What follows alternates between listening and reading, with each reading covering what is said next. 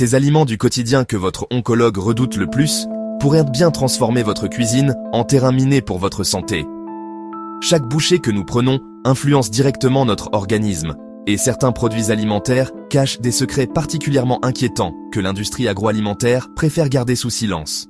Le cancer représente aujourd'hui la deuxième cause de mortalité dans le monde, juste après les maladies cardiovasculaires. Cette réalité touche désormais une personne sur deux au cours de sa vie, avec une incidence qui ne cesse d'augmenter chaque année. Les statistiques révèlent que passé 40 ans, le risque de développer une pathologie cancéreuse s'accroît considérablement. Chez les personnes âgées de 80 ans, près de la moitié présentent un diagnostic oncologique. Un chiffre qui illustre l'ampleur du phénomène. Les facteurs déclencheurs du cancer demeurent partiellement mystérieux pour la communauté scientifique internationale. Cependant, 3 éléments majeurs ont été identifiés comme contributeurs significatifs au développement tumoral. L'hérédité constitue le premier facteur, sur lequel nous n'avons malheureusement aucune emprise. L'environnement représente le deuxième élément, partiellement modifiable selon nos choix de vie et de résidence. L'alimentation forme le troisième pilier, et c'est précisément celui sur lequel nous possédons le plus grand contrôle. Si vous appréciez ce contenu informatif et souhaitez découvrir davantage de conseils santé basés sur les dernières recherches scientifiques, n'hésitez pas à vous abonner à notre chaîne et à activer la cloche de notification pour ne manquer aucune de nos publications qui pourraient littéralement vous sauver la vie. La margarine figure en tête de liste des aliments les plus préoccupants selon les spécialistes en oncologie. Ce substitut du beurre, créé artificiellement à partir d'huile végétale hydrogénée, contient des acides gras trans particulièrement néfastes.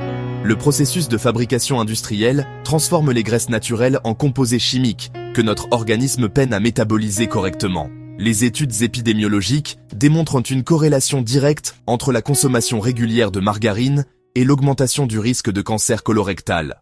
Les condiments industriels, notamment le ketchup et les sauces tomates transformées, représentent une autre source d'inquiétude majeure.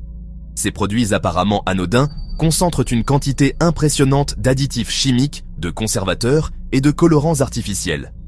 Le benzoate de sodium, utilisé comme conservateur, se transforme en benzène au contact de la vitamine C, créant un composé hautement cancérigène.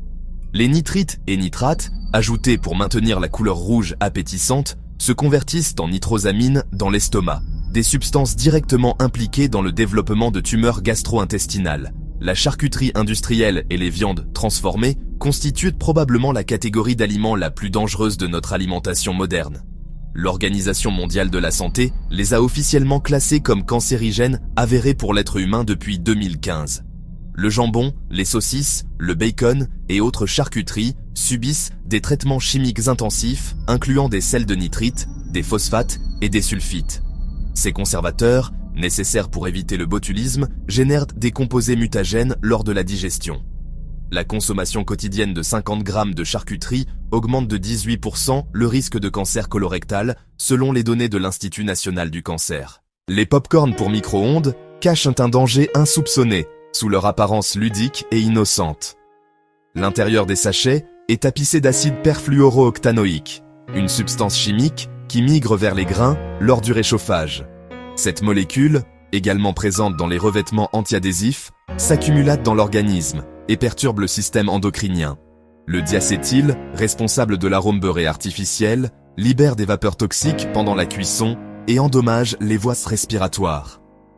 L'aquaculture intensive produit des poissons d'élevage gorgés d'antibiotiques, d'hormones de croissance et de colorants artificiels.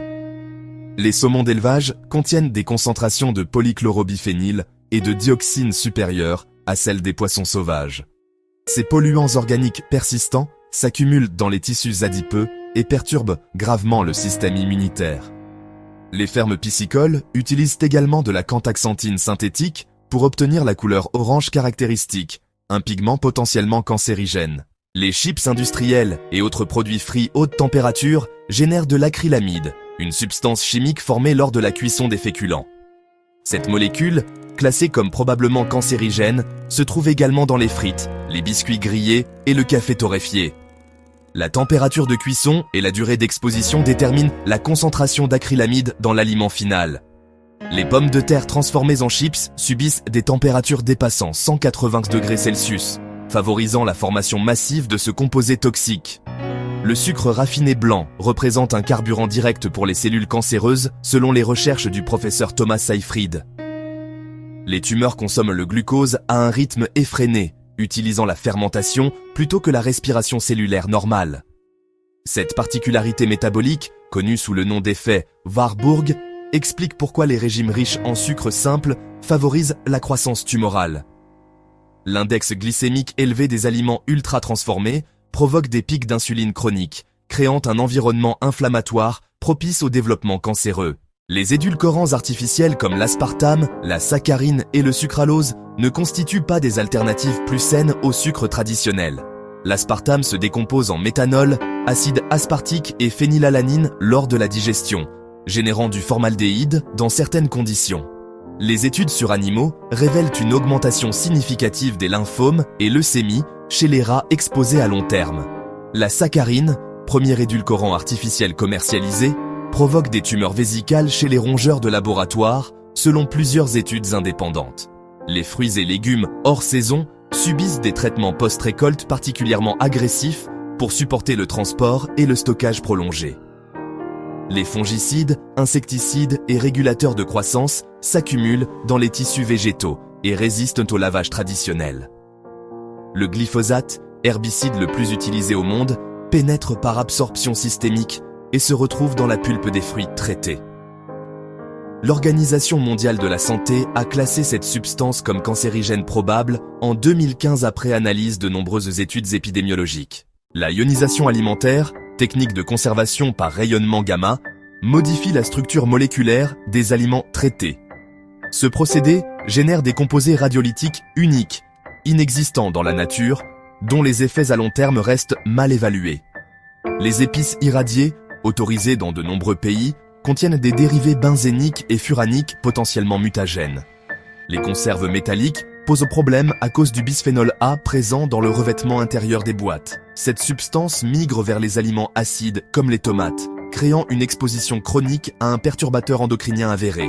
Le bisphénol A imite l'action des œstrogènes naturels et favorise le développement de cancers hormonodépendants comme ceux du sein et de la prostate.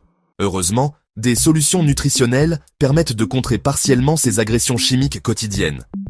Les antioxydants naturels présents dans les fruits rouges neutralisent les radicaux libres générés par les toxines alimentaires. Le thé vert contient des catéchines, notamment l'épigalocatéchine galate, qui inhibent la prolifération cellulaire anarchique.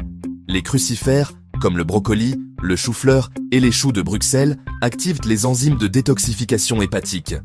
Les fibres solubles des légumineuses et céréales complètes accélèrent l'élimination des substances cancérigènes par voie intestinale. Le curcuma, associé au poivre noir pour améliorer sa biodisponibilité, possède des propriétés anti-inflammatoires et antitumorales remarquables. L'ail et l'oignon stimulent la production de glutathion, principal antioxydant endogène de nos cellules. La prévention nutritionnelle du cancer repose sur des principes simples mais exigeants. Privilégier les aliments biologiques locaux et de saison limite l'exposition aux pesticides et conservateurs. Réduire drastiquement la consommation de produits ultra-transformés diminue l'apport en additifs chimiques. Cuisiner soi-même avec des ingrédients bruts garantit un contrôle total sur la composition de nos repas. Varier les sources de protéines en incluant légumineuses, noix et graines oléagineuses réduit la dépendance aux viandes transformées. Ces informations, basées sur des décennies de recherches scientifiques, nous rappellent que notre alimentation quotidienne constitue notre première médecine préventive contre le cancer.